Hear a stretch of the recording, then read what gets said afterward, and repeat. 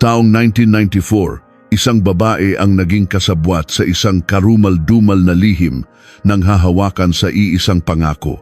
Ito ang kwento ng isang propesor sa Universidad ng Pilipinas, UP, at ng kanyang kerida, isang relasyong mahigit 10 taon ng palihim na nagpapatuloy. Ngunit isang araw, natuklasan lahat ng asawa ng propesor ang katotohanan. Kapag nagsalita ang babaeng yon, katapusan ko na. Kung hindi mawawala ang babaeng yon, walang kinabukasan para sa ating dalawa. Isang maalinsangang gabi noong Agosto 1994, ang asawa ay naglahong parang bula, tila hindi siya kailanman umiral sa mundong ito. Panahon iyon na wala pang mga cellphone at bihira pa ang CCTV. Mabilis na isinara ng pulisya ang kaso sa loob lamang ng 2 linggo. Tinukoy ito bilang isang simpleng kaso ng paglalayas ng asawang di umano'y may depresyon. Walang sinuman ang naghinala sa isang iginagalang na propesor ng UP. Maliban sa isa ang nakababatang kapatid ng asawa. Pagkalipas ng 11 taon, tagsibol ng 20 Siko sa isang demolition site ng abandonadong rest house sa Tanay, Rizal, isang backhoe ang biglang huminto. Mula sa lupang ibinuhos ng bucket nito, lumitaw ang kalansay ng isang babae, 11 taong nakalibing sa malamig na lupa. Ang perpektong lihim na itinago sa loob ng mahabang panahon ay nagsimula ng mabunyag. Ang katotohanan sa likod ng maskara ng elite na propesor na gumimbal sa buong Pilipinas, ang kwento ng araw na iyon, ngayon ay magsisimula na. Abril 12, 2005. Ang sikat ng araw sa Tagsibol ay banayad na bumabalot sa abandonadong rest house sa Tanay, Rizal. Ngunit sa gitna ng matataas na damo, isang kakaibang tensyon ang namamayani sa bunto ng lupa. Zugdug! Biglang huminto ang maingay na backhoe. Si Rico, ang operator, ay natigilan. Ang kamay ay nakabitin sa ere habang nakatitig sa butas na kanyang hinuhukay. Ano yun? Sa pagitan ng maitim na lupa na ibinuhos ng bucket, may isang bagay na maputi ang nakausli. Mabilis na binuksan ni Rico ang pinto ng kanyang sasakyan at tumalon pababa. Lumuhod siya sa harap ng bunto ng lupa at ang kanyang mga mata ay nanlaki sa gulat. Sa una, inakala niyang buto lang ito ng hayop, marahil ay usa. Ngunit nang maingat niyang hinawi ang lupa, lumitaw ang 5 buto ng daliri ng tao. "Oh, foreman, halika rito, dali!" Ang foreman, na tinanggal ang kanyang hard hat, ay nagmamadaling lumapit. Nang makita niya ang tinuturo ni Rico, namutla siya na parang papel.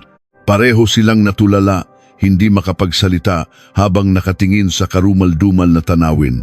Pagkalipas ng 30 minuto, 3 police car ang tahimik na dumating sa lugar. Bumaba si SPO4 Mateo Cruz ng PNP CIDG. Walang araw na payapa, bulong niya sa sarili.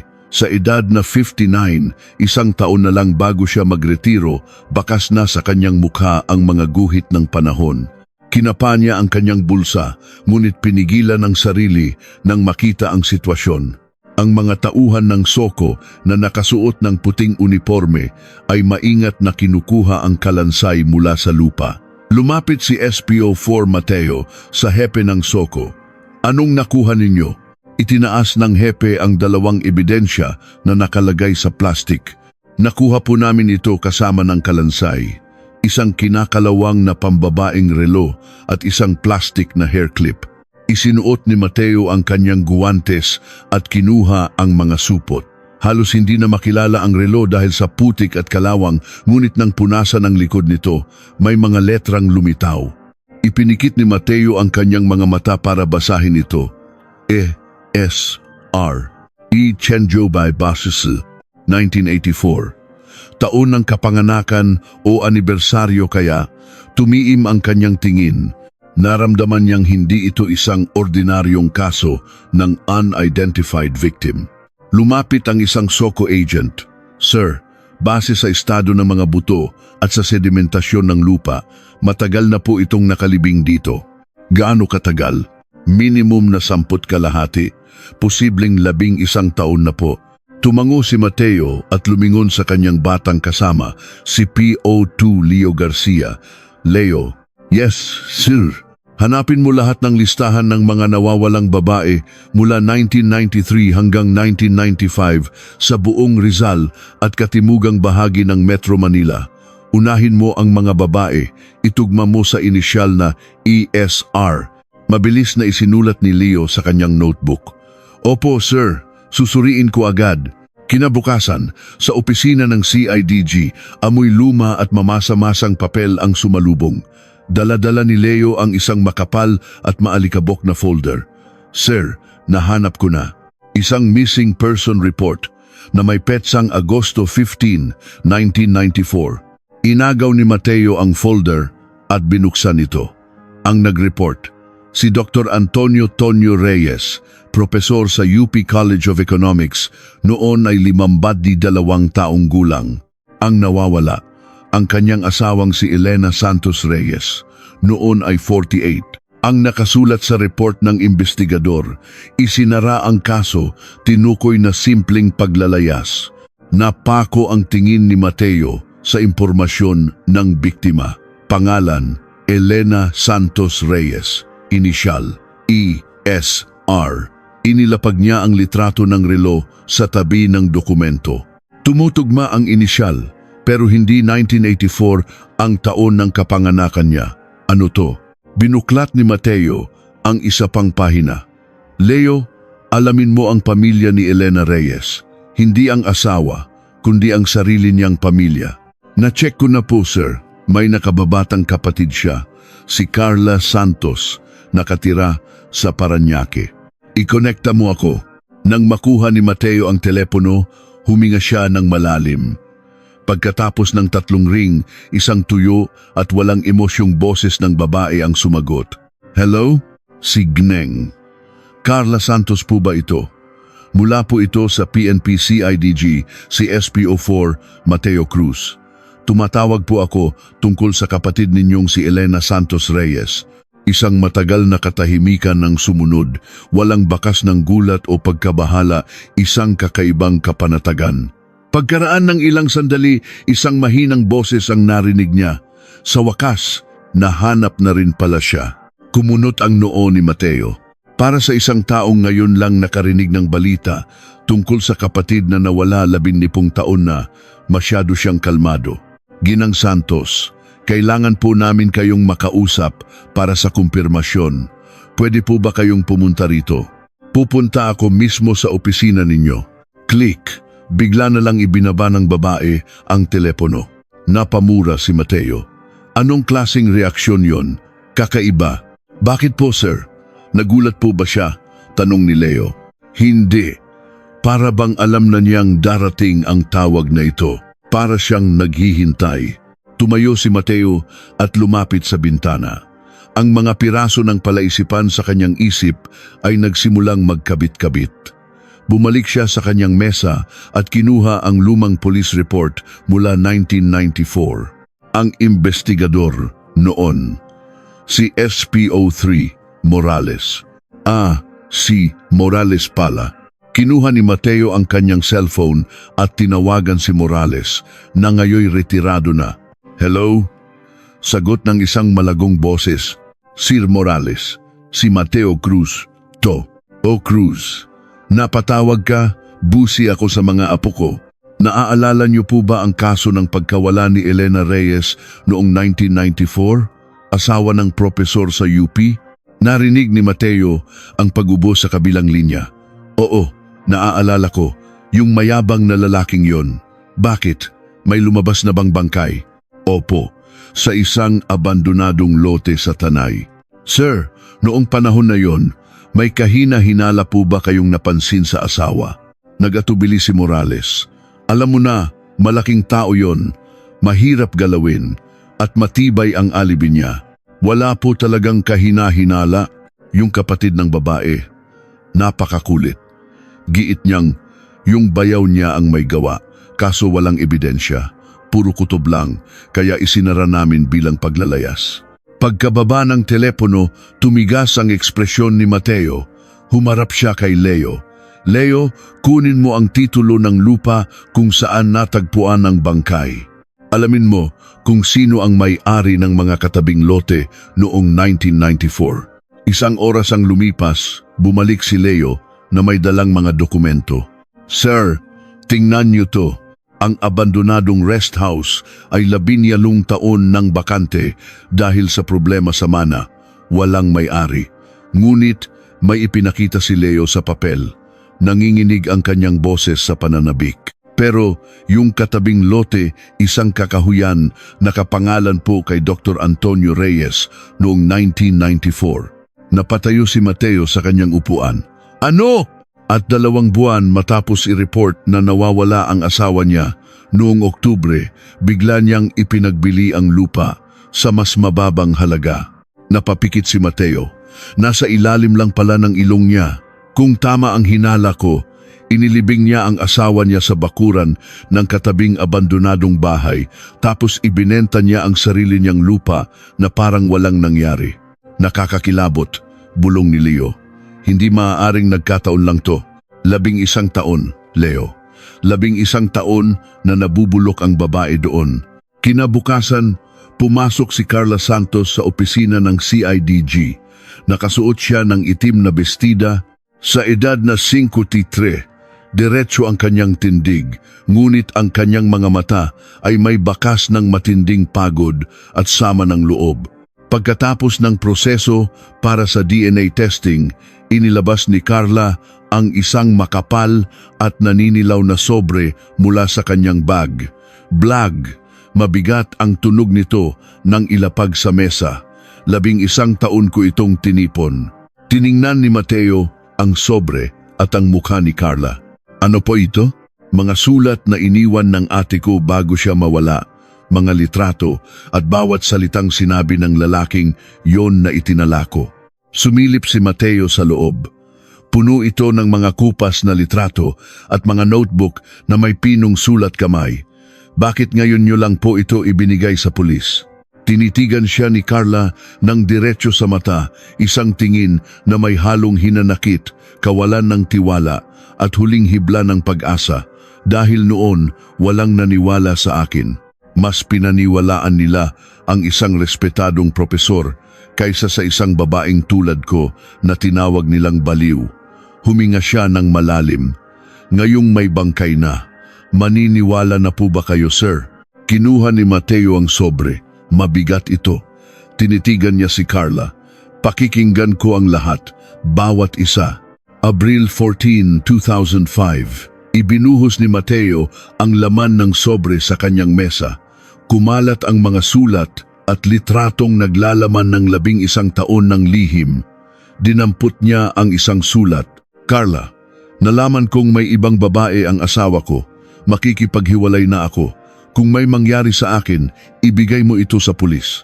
Direkta niyang isinulat, sabi ni Leo. Parang alam niyang may mangyayari sa kanya.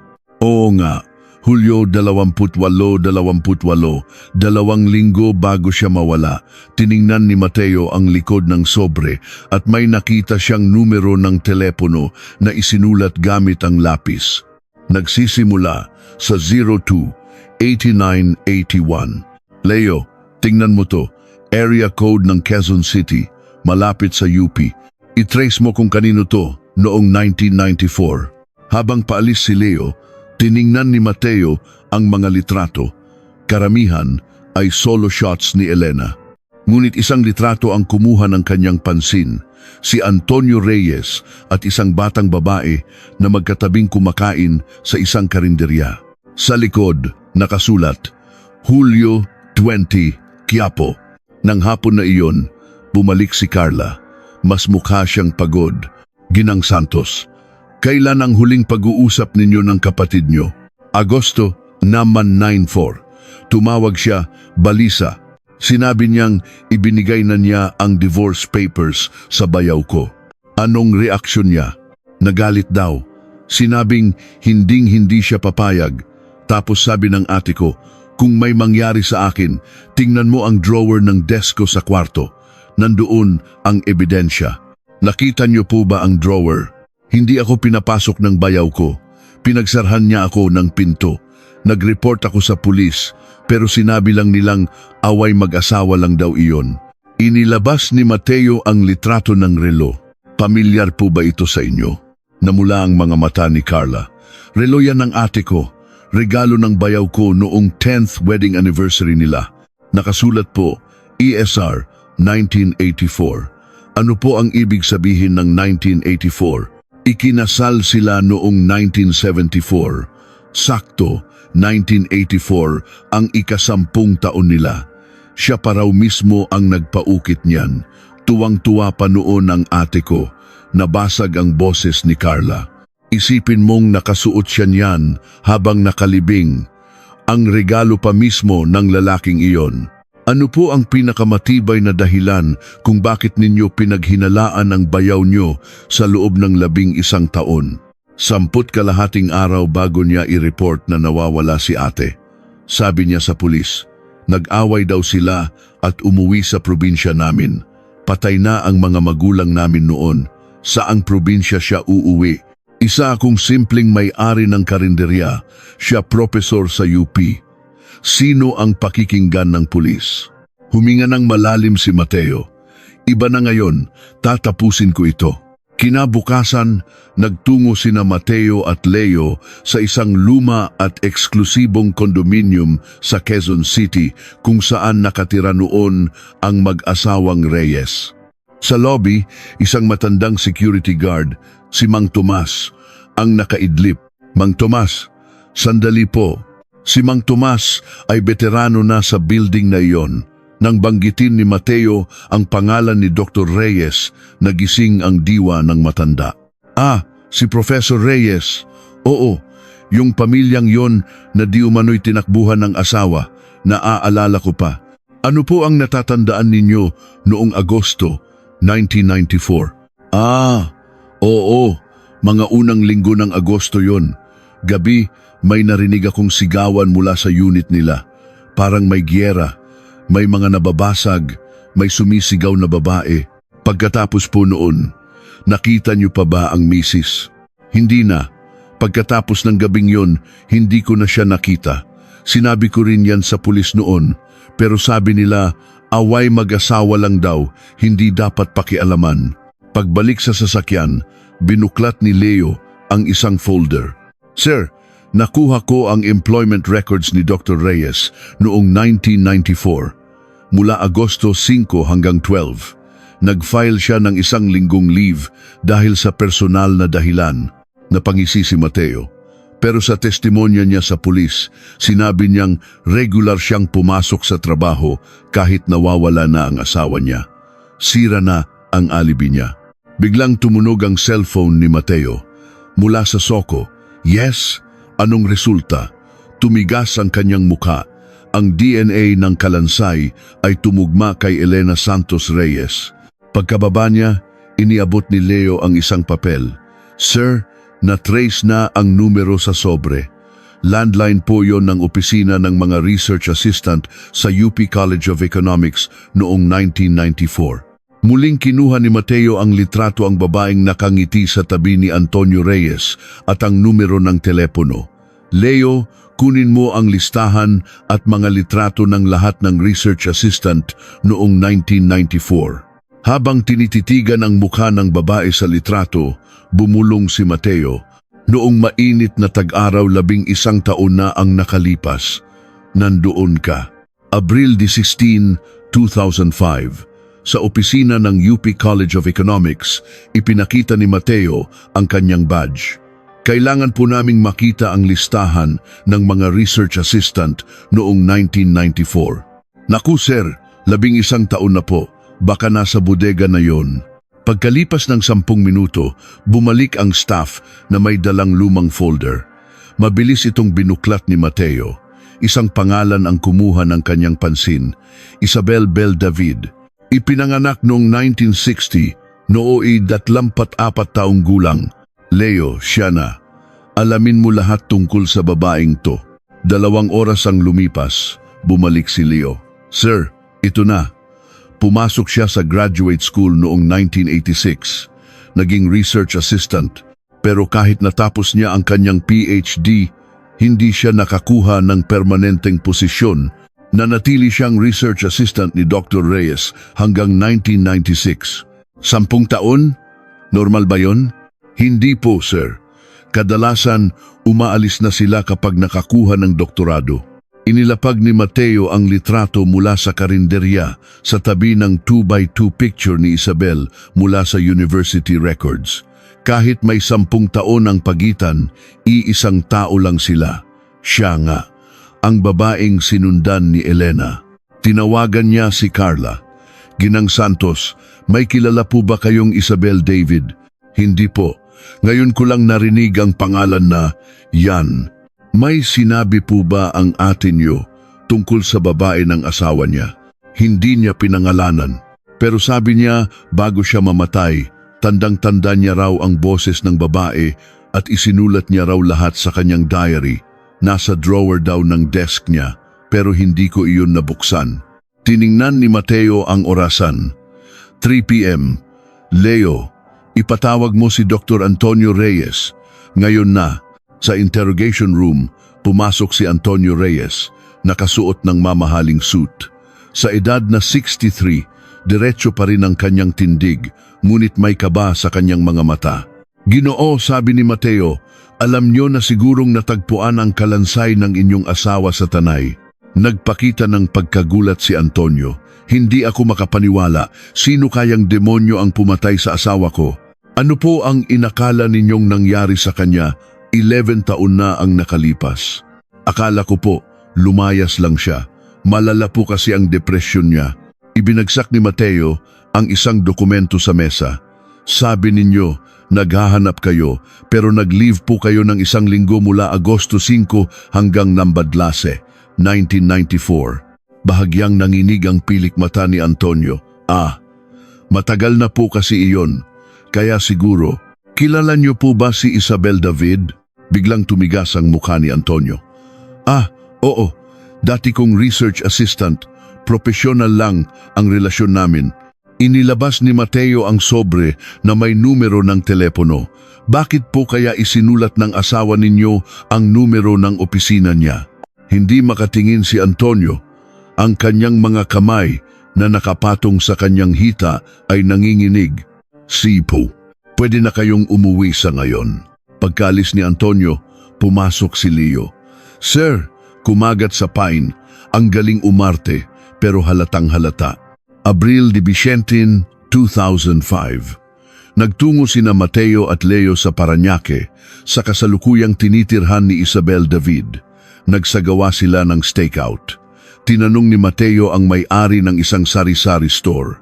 Kilala niyo po ba si Miss David sa Unit 302? Oo. Mahigit 10 taon nang mag-isang nakatirayan. Tahimik, pero may bumibisita sa kanyang matandang lalaki. Anong itsura? Matangkad, medyo may puti na ang buhok.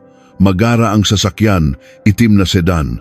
2 araw ng stakeout, gabi ng Abril 11. Isang itim na Toyota Corona ang pumasok sa parking lot ng kondo. Tiningnan ni Mateo ang plaka. Kay Antonio Reyes. 11 taon na silang nagkikita. Ang kakapal ng mukha, tinawagan ni Mateo si Carla. Ano po ba talaga ang nasa loob ng drawer ng ate ninyo? Hindi ko po alam, sir. Hindi ako pinalapit ng bayaw ko doon. Sigurado akong nandoon pa rin yon. Tiningnan ni Mateo ang bintana ng unit ni Isabel. May 2 anino. Nasa kwartong iyon ang sagot. Kailangan nating buksan ang drawer na yon. Abril 20, 2005. Tinawagan ni Mateo ang anak ni na Antonio at Elena, si Miguel Reyes. Ginoong Miguel Reyes, si SPO4 Mateo Cruz po ito. Narinig ko na po ang tungkol sa nanay ko. Kailangan po naming makita ang desk na ginagamit niya. Kailangan ko po munang magpaalam kay Papa. Ginoo, bilang direktang kamag-anak, sapat na ang pahintulot ninyo. Hindi kailangan ang permiso ng ama ninyo. Pagkaraan ng mahabang katahimikan, sumagot si Miguel. Kung may kinalaman nga si Papa sa pagkamatay ni Mama, karapatan kong malaman. Magandang desisyon. Magkita tayo bukas. Abril 21, 2005. Sa lumang condominium sa Quezon City, pinapasok sila ni Miguel. Ang mukha niya ay pagod at malungkot. Nasa Cebu po si Papa ngayon para sa isang sabbatical. Sa isang sulok ng study room, nandoon ang isang lumang desk na nababalot ng alikabok. 11 taon na pong hindi nabubuksan yan. Mahigpit na ipinagbawal ni Papa. Nilapitan ni Mateo ang desk. Nakalock ang drawer. Binuksan ito ni Leo gamit ang kanyang mga gamit. Giiik. Bumukas ang drawer. Sa loob, may isang lumang diary at ilang kupas na litrato. Kinuha ni Mateo ang diary. Nakasulat sa pabalat, 1994. Binuklat niya ito. Hunyo 15. Kakaiba ang mga tawag ng asawa ko. Gabi-gabi, nagkukulong siya sa study at may ibinubulong. Hunyo 28. Habang naliligo siya, tinawagan ko ulit ang numero sa opisina. Isang babae ang sumagot. Batang-bata ang boses. Nanginginig ang balikat ni Miguel habang binabasa ni Mateo. Hulyo 10. Tinandaan kong mabuti ang boses ng babaeng iyon. Baka magamit ko balang araw. At ang huling entry, bago siya mawala. Hulyo 25. Tinawagan ko ng direkta ang babae. Nagpakilala ako. Sinabi kong alam ko ang lahat ng ginagawa nila ng asawa ko. Ito ang nag-udyok sa lahat. Bulong ni Mateo. Natumba si Miguel, namumutla. Hapon na iyon, pumasok si Isabel David sa interrogation room, naka-shades at kumpiyansa. Anong relasyon ninyo ni Dr. Reyes? Tanong ni Mateo. Dati ko po siyang propesor. Yun lang. Nagkikita pa rin kayo, di ba? Ibinagsak ni Mateo ang isang CCTV photo. Abril 11, 7 p.m. Ang sasakyan ni Dr. Reyes papasok sa parking lot ng kondo ninyo. Nanginig ang kamay ni Isabel. Noong Hulyo 25, 1994, may tumawag po ba sa inyong babae? 11 taon na ang nakalipas. Paano ko maaalala yon? Inilabas ni Mateo ang kopya ng diary. Nang makita ito ni Isabel, unti-unti siyang namutla matapos kang tawagan ni Gnang. Reyes, nawala siya pagkalipas ng 10 araw. At ngayon, natagpuan siyang patay. Nagkataon lang ba yun? Hindi na ako magsasalita, sigaw ni Isabel. Tatawag ako ng abogado. Sige lang, kalmadong sagot ni Mateo. Magkikita pa rin naman tayo. Abril 22, 2005. Isang hindi inaasahang tao ang dumating sa presinto, si Antonio Reyes, na dapat ay nasa Cebu. Balisa ang itsura niya. SPO4 Cruz. Inaamin ko na. May relasyon kami ni Isabel. Bakit bigla ninyong inamin? Wala nang saysay, itago pa. Pero wala akong kinalaman sa pagkawala ng asawa ko. Maniwala kayo, hindi ko siya pinatay. Ito ay isang desperadong hakbang para iligtas ang sarili sa kasong pagpatay. Sige po, makakaalis na kayo. Pagkaalis niya, dumating si Leo. Sir, nakuha ko na ang detalye ng pagbenta ng lupa sa Tanay. Ang bumili, kaklase niya sa kolehiyo. Ibinenta niya sa 40% na mas mababa sa market value. Para siyang nagmamadaling magtapon ng pera. Para saan? Pambayad sa pananahimik o para lang maalis ang ebidensya. At sir, ang lokasyon ng lupa. 50 metro lang mula sa pinaglibingan.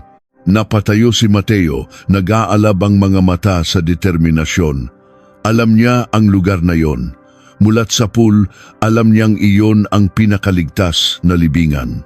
Abril 24, 2005. Muling ipinatawag si Miguel. Ginoong Miguel, noong Agosto 1994, nasaan po kayo? Naka-assign po ako sa Mindanao, sa Philippine Army. Isang buwan na ang lumipas bago ko nalaman na nawawala si Mama. Ano ang sinabi ng ama ninyo? Naglayas daw po si Mama dahil sa depresyon. Pinaniwalaan ko po. Kilala niyo po ba si Isabel David? Tumigas ang mukha ni Miguel. Nakita ko na po siya sa bahay noon. Sabi ni Papa, malayong kamag-anak daw. Tiningnan ni Mateo ang records ni Miguel.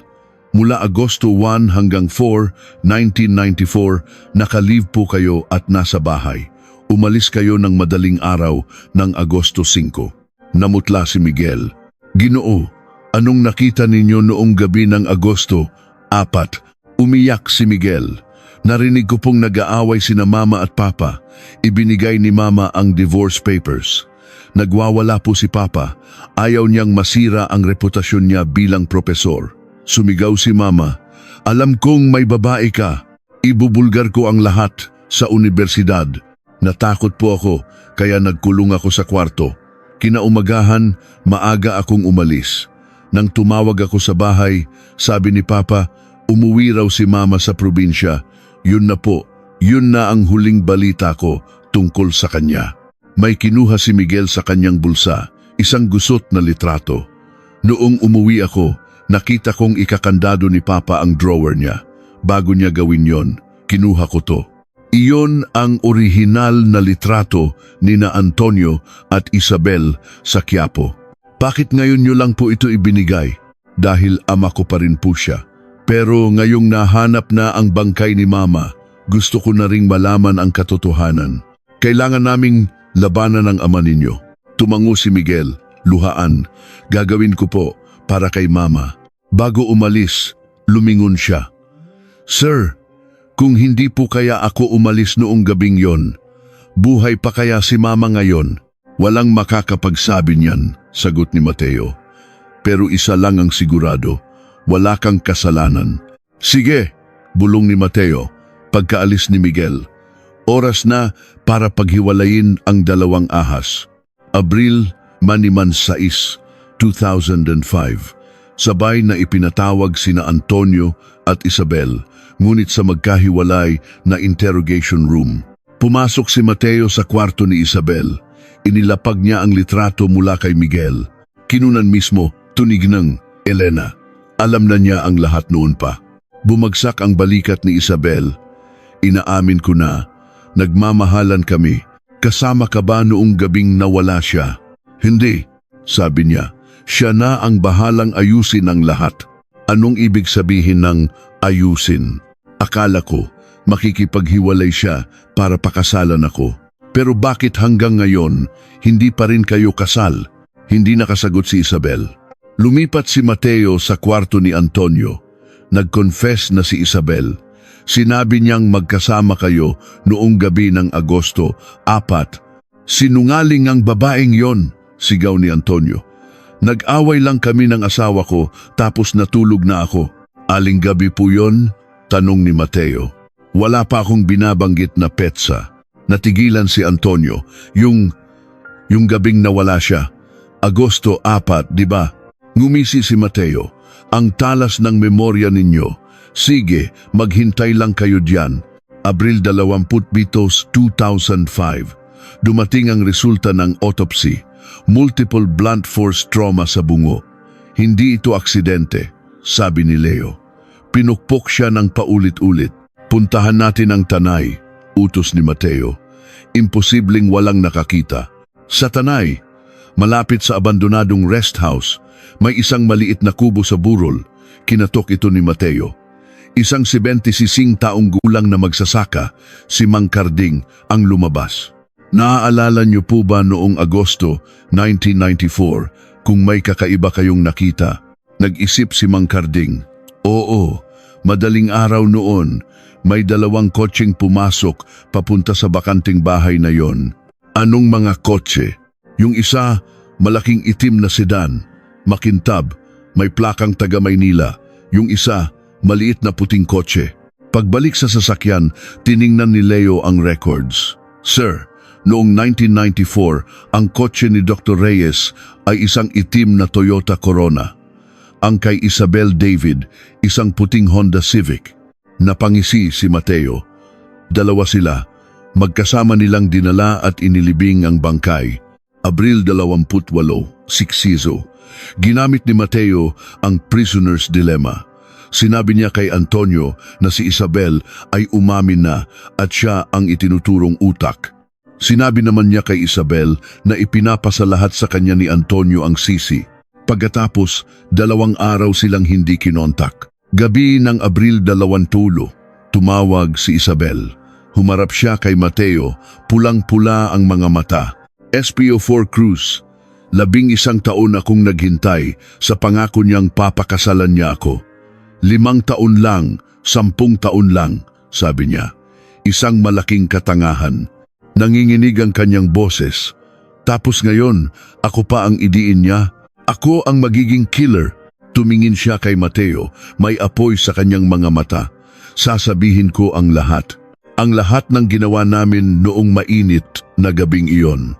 Abril 29, 2005. Sa interrogation room, nagsimulang magsalaysay si Isabel. Hulyo 25, 1994, tumawag ang asawa niya. Sinabi niyang alam niya ang lahat. Tinawagan ko agad si Tonyo. Anong sabi niya? Kalmado siya. Huwag kang mag-alala, aayusin ko ang lahat. Pagkatapos, humingi ng divorce si Gnang Reyes. Nagbanta siyang isisiwalat ang lahat. Doon nagbago ang ihip ng hangin. Tinawag ako ni Tonyo. Lasing siya. Kapag nagsalita ang babaeng yon, katapusan ko na, sabi niya. Kung hindi siya mawawala, walang kinabukasan para sa atin. Hindi mo siya pinigilan. Akala ko pananakot lang.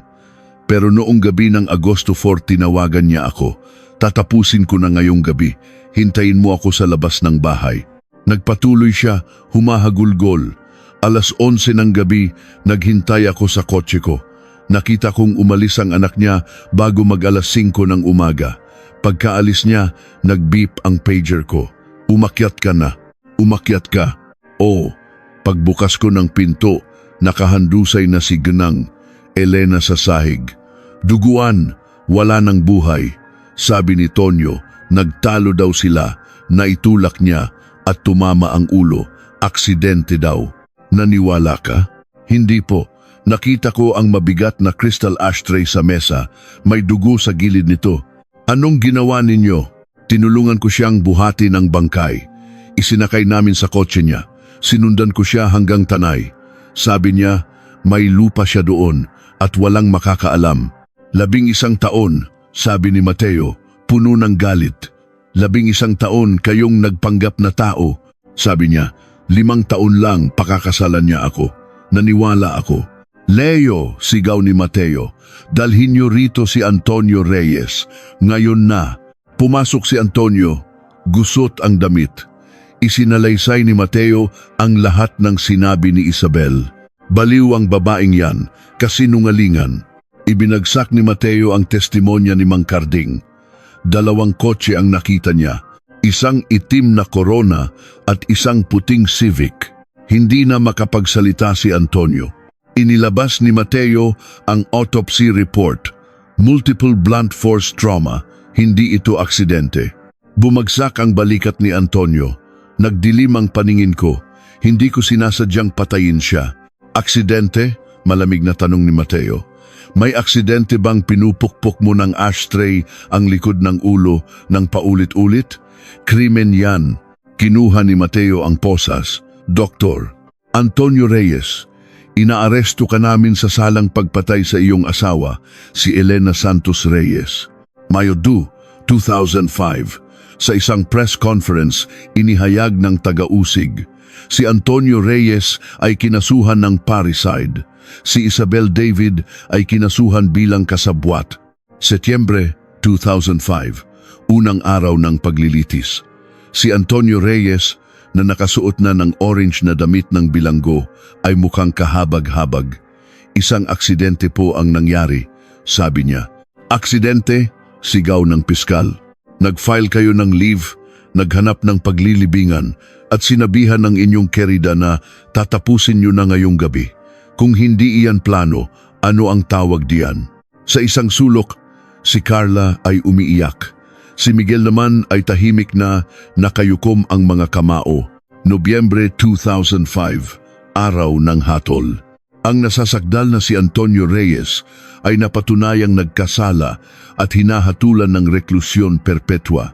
Napayuko si Antonio Reyes. Ang nasasakdal na si Isabel David ay hinahatulan ng pagkabilanggo ng 15 taon. Natulala si Isabel. Ang pangako ng 5 taong paghihintay ay nauwi sa rehas na bakal. Ilang araw ang lumipas, dinalaw ni Miguel ang kanyang ama sa kulungan. Papa, bakit? Hindi makatingin si Antonio. Paalam na po, ito na ang huli. Tumalikod si Miguel at hindi na lumingon pa. Disyembre 2005. Sa isang probinsya sa Laguna, sa gilid ng isang burol, magkatabing nakatayo sina Miguel at Carla. Sa harap nila ay isang bagong puntod. Pagkalipas ng 11 taon, naiuwi na si Elena.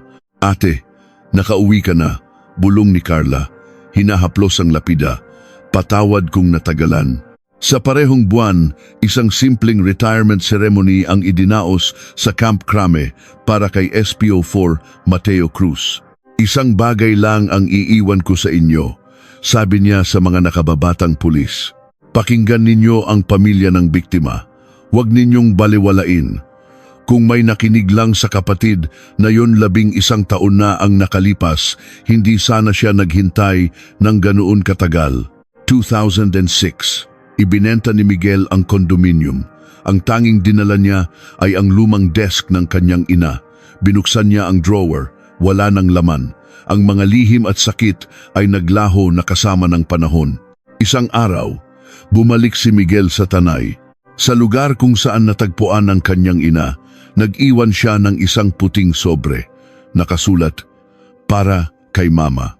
Ma, sana hindi ka na nasasaktan diyan. Taglamig ng taong iyon, sa puntod ni Elena sa Laguna, may isang bagay na kumikinang sa ibabaw ng lapida. Ito ang luma at kinakalawang, ngunit pinakintab na relo. Malinaw pa rin ang nakaukit dito, SR 1984. Ang mga tuyong dahon ay dahan-dahang bumagsak, tinatakpan ang lahat ng sakit ng nakaraan. Sa wakas, pagkatapos ng 11 taong mahabang paghihintay, si Elena Santos Reyes ay payapa nang nagpapahinga.